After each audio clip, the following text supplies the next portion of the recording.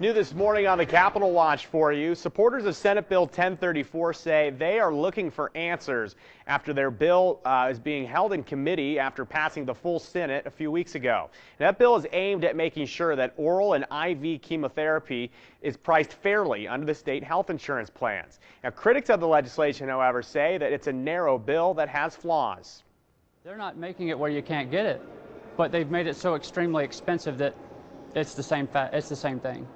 Medication used to help treat cancer is so expensive that some people simply have to skip treatment. I've been through chemotherapy, oral, intravenous.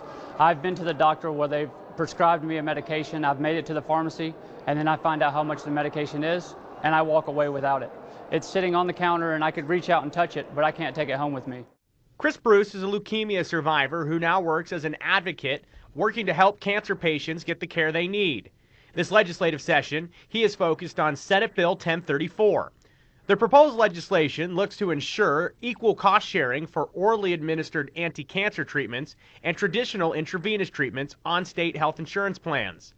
Supporters of the bill explain one of the big issues is that oral medications are covered under pharmacy benefits and IV chemo is under medical. If you have intravenous chemotherapy, you go to the doctor and get it, you can make payments on it. But if you have an oral medication, when you get to the pharmacy, you have to pay that entire deductible right there. The bill passed through the Senate and is now awaiting a hearing in the House Health and Welfare Committee.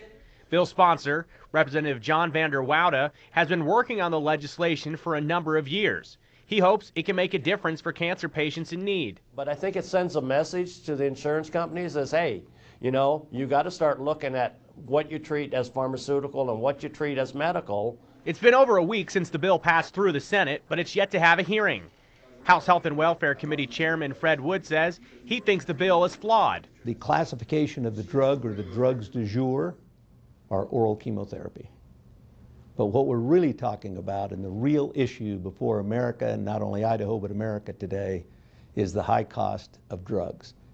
The problem is that this legislation doesn't really do anything about that at all.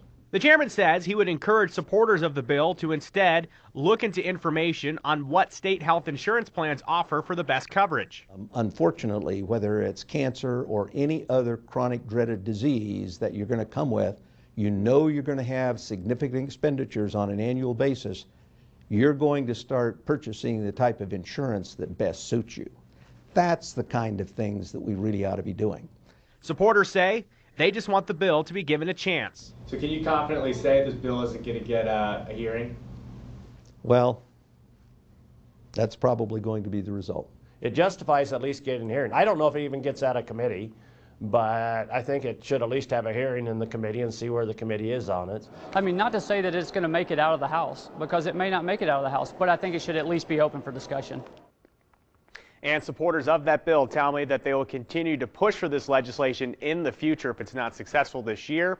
For now, though, it's wait and see. Doug, Maggie? Joe, interesting, though, to see how that's playing out right now in the legislature. Thank you. Tree